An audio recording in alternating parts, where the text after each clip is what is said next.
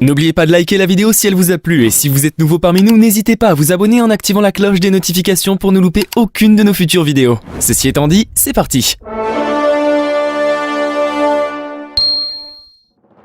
Salut tout le monde. Vous avez sûrement déjà eu le sentiment que lorsque vous êtes immergé dans un film, vous en oubliez la réalité. À bien des égards, cela est possible grâce aux effets spéciaux. Plus ils sont brillants, plus la frontière entre fantasme et réalité s'estompe. Dans cette vidéo, nous allons jeter un coup d'œil dans les coulisses des derniers films pour voir à quoi ressemblent les scènes les plus célèbres sans effets spéciaux. Numéro 1. X-Men Apocalypse. Vous serez probablement d'accord si je vous disais que la scène qui vous a le plus marqué est celle de Quicksilver à travers un manoir qui explose et sauve des étudiants. Voyons comment cette scène a été tournée dans la vraie vie. Evan Peters n'a pas couru à une vitesse incroyable sur le plateau, mais il a quand même dû verser quelques gouttes de sueur. Le réalisateur a donc fait monter l'acteur sur un tapis roulant. Il a ensuite utilisé des mannequins qui étaient censés être les étudiants sauvés. Le reste du travail a été fait par le caméraman et le studio Soleil Levant. Le premier a utilisé une caméra 3D fantôme dans une boîte anti-choc qui a fusé à près de 128 km/h et capturé plus de 3000 images par seconde. Le travail du studio a été de créer tous les effets visuels et décors jusqu'au moindre détail. Même le chien était généré par ordinateur. C'était un processus post-production long et complexe, mais ça en valait la peine, pas vrai? Numéro 2, le Hobbit. Bon, accrochez-vous parce que celui-ci, il est pas mal. Vous souvenez-vous de la scène légendaire où les nains visitent Bilbon et mangent toute sa nourriture? Vous vous demandez certainement à quoi cela ressemble sans effets spéciaux. Gandalf solitaire et errant autour d'une pièce verte, faisant semblant d'avoir une conversation avec quelqu'un. Il n'y a aucun nain et les trolls ne sont pas réels non plus. Leurs émotions et leurs mouvements ont été créés à partir de vrais acteurs, à l'aide de la technologie de capture. Les mouvements des nains ont été exécutés par Martin Freeman. La bataille a eu lieu dans un espace vide et les assistants tenaient des bâtons comme armes de combat. Il y a un ballon sur le plateau pour permettre aux acteurs de regarder dans la bonne direction et la bonne hauteur. Presque toutes les créatures mythiques de la trilogie ont été créées à base d'effets spéciaux, même les scènes avec Gollum. Numéro 3, Chappie. Comment Neil Blomkamp et son équipe parviennent-ils à créer un tel robot charismatique et étonnamment humain grâce aux effets spéciaux?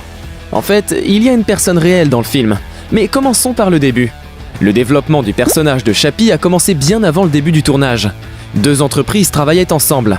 L'équipe d'images dirigée par Chris Harvey était en charge des effets visuels, et l'atelier de la société Wedo était en charge de la production. Après l'usage de la 3D, le modèle des personnages a été créé sur la base de croquis. Il était temps pour Sharlto Copley de briller. L'acteur est vêtu d'un costume gris spécial avec des pointes et des capteurs de mouvement.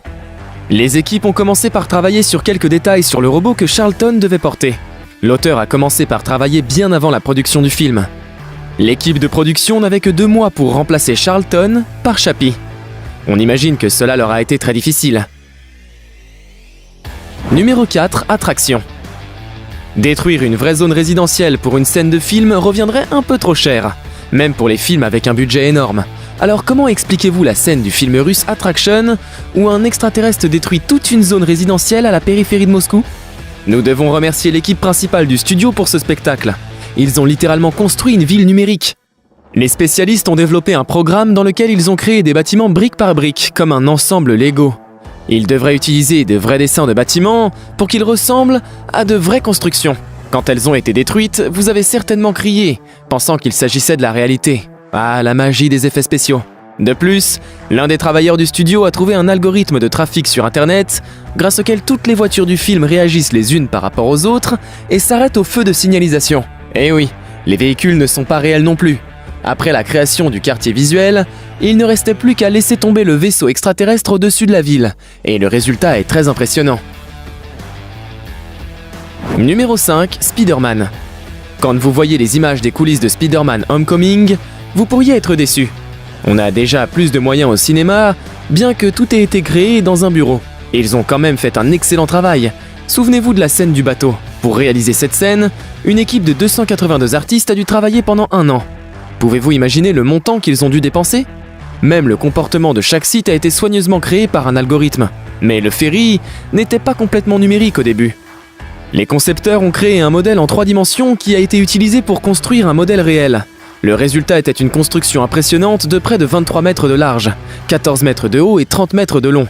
Lorsque le bateau s'est divisé, chacune des moitiés pesait environ 95 tonnes. Tant de travail pour satisfaire le public, n'est-ce pas génial? Numéro 6. Twilight.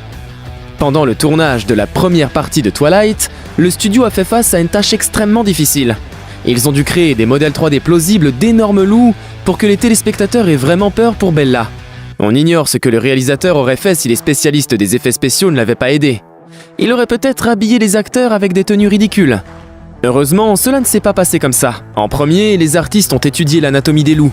Il était nécessaire que les modèles créés se déplacent de manière réaliste en montant ou en descendant des collines. Les experts ont commencé par travailler sur leurs émotions. Vous conviendrez sûrement que les sourires et les rugissements des loups numériques sont bien réels, mais la chose la plus difficile était de bien dessiner la fourrure. Le tournage a commencé en 2010 et à cette époque, le moteur d'image n'avait pas encore des outils aussi efficaces qu'aujourd'hui. Mais l'équipe a réussi à créer des poils de loup un à un. Rien que pour cette prouesse, ce film mérite d'être regardé. Numéro 7, Mulan. Commençons par un fait surprenant. Selon le superviseur Sean Faden, jusqu'à 67 chevaux ont été utilisés sur le plateau de Mulan, et ce simultanément. Souvenez-vous maintenant de la scène où Mulan galope à travers une avalanche. Pensez-vous que le vent dans ces plans est réel? Pour répondre à ça, allons découvrir les scènes et regardez comment l'actrice Liu Yifei chevauche habilement un modèle mécanique recouvert de tissu vert. Il est presque impossible de distinguer que le cheval ait été créé par une image.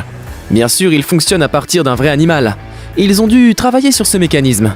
Un programme spécial a donc été créé pour faire avancer le cheval au bon rythme. Mais les animateurs ont surpassé tout le monde.